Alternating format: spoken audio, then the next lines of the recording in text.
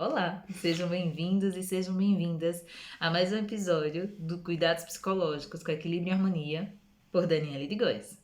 Com satisfação trago um tema que acredito atravessar muito o nosso dia a dia: escuta clínica.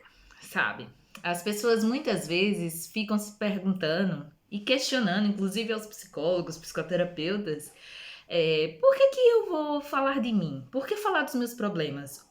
No que falar dos meus problemas pode me ajudar a resolvê-los. Temos dois temas muito importantes aqui. O falar de si. Fale-me de você. É uma pergunta desafiante e nem sempre estamos preparados para ela. Outras vezes, ao falar dela, ao tentar respondê-la, nós enumeramos listas e listas de situações, de coisas, de sentimentos, de pensamentos, de comportamentos, mas não necessariamente nos damos conta que esse falar de si quer dizer falar do lugar onde estamos e como estamos experimentando aquela situação. Então, na medida em que a pessoa fala, e é muito comum, e fazemos isso, somos praticamente incentivados a fazer isso.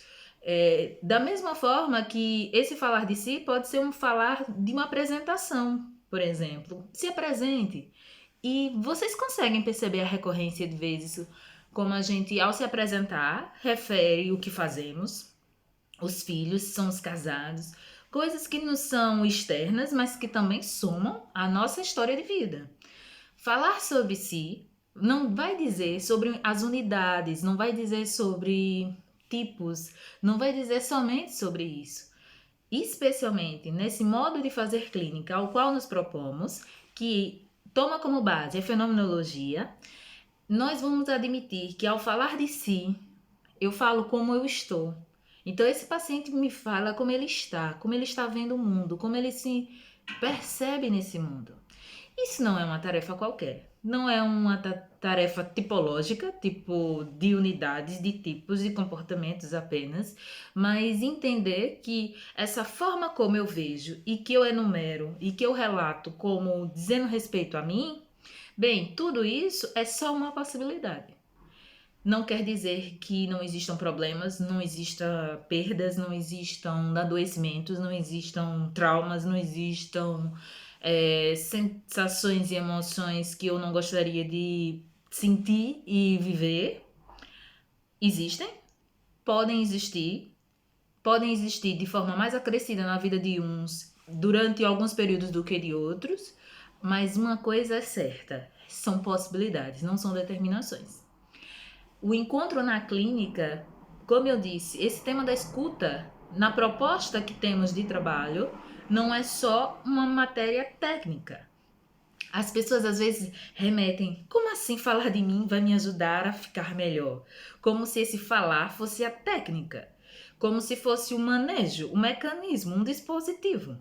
E falar sobre nós, falar sobre si, a um profissional treinado na direção de fazer essa escuta, não é só um ouvir, não é só colocar para fora aquilo que tanto lhe angustia, tanto lhe perturba. Na verdade, esse encontro clínico, essa escuta clínica fenomenológica é uma oportunidade de encontro. Um encontro muito interessado, atento, cuidadoso e interessado. Não é uma conversa. Uma conversa pode ser apenas uma conversa. E felizmente, temos a oportunidade, alguns mais, outros menos, inclusive decorrente dessa história de vida, de partilhar com outras pessoas o que se passa no seu dia a dia, o que se passou numa situação específica. Só que essa conversa pode ser apenas uma conversa, onde um fala, o outro comenta e assim termina. E assim sucedem outras e outras narrativas nessa direção. Quando a gente está pensando a escuta clínica dentro da psicologia e sob esse enfoque que nós trazemos da fenomenologia existencial heideggeriana, eu tenho uma outra possibilidade. É um encontro, sim, atento, cuidadoso, interessado, onde todo um exercício da parte do terapeuta, da parte do clínico, é de se abrir e se encontrar com esse modo de vida que está sendo apresentado. E ao fazer isso, há um exercício constante de cuidado de si e de cuidado com o outro, porque na prática não existe esse cuidado numa via só.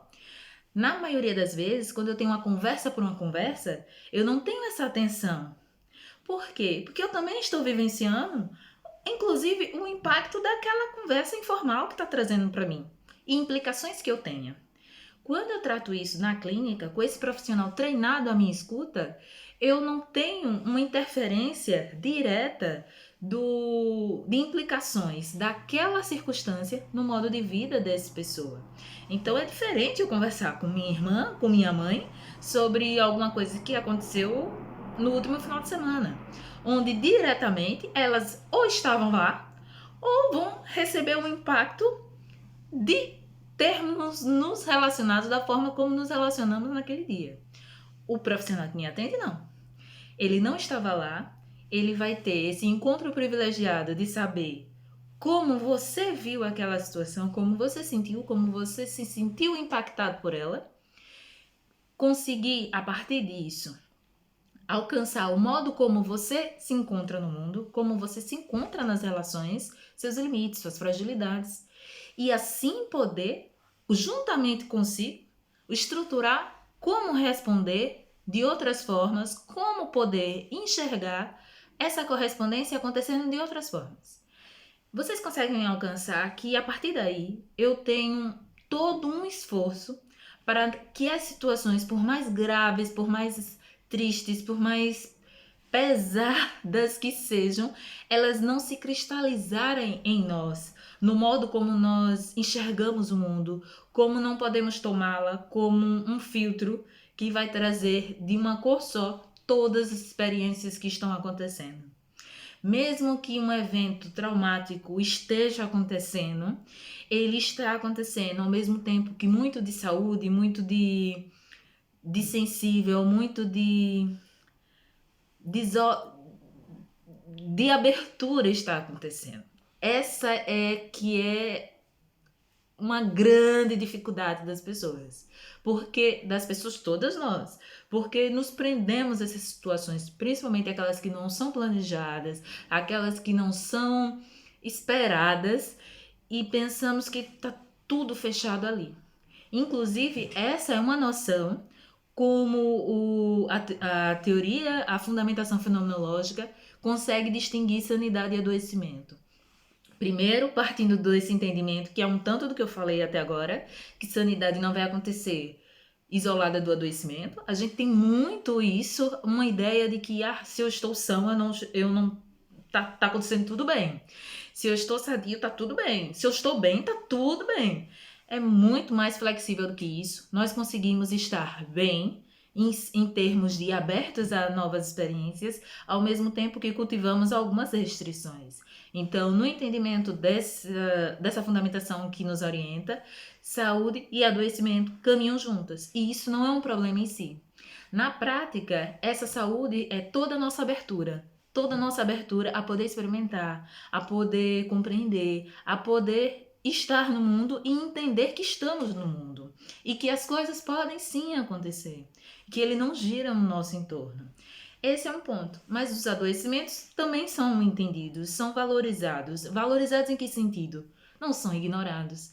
Na prática, tantas corridas por tentar resolver as coisas, tentar extinguir o adoecimento, as limitações, os pesares, também são nosso modo restrito de se fechar, de não perceber que a gente não consegue ter a saúde como um todo.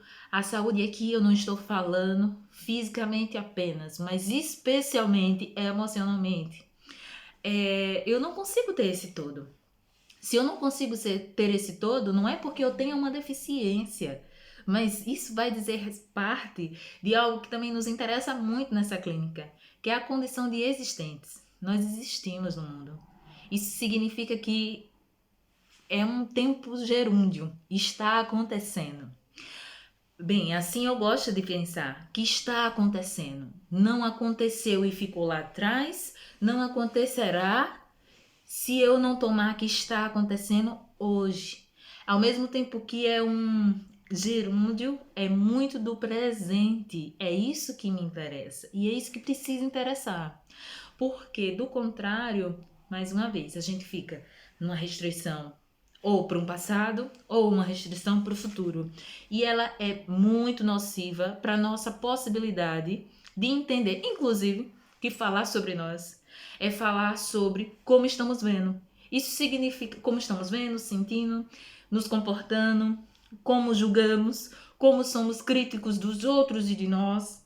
E isso traz muito mais flexibilidade, isso traz muito mais um movimento que é próprio do humano. Somos dinâmicos. Essa nossa tentativa de encontrar um ponto fixo de segurança, de um hipotético bem-estar que é parado, tudo isso é mais nocivo do que um movimento feliz.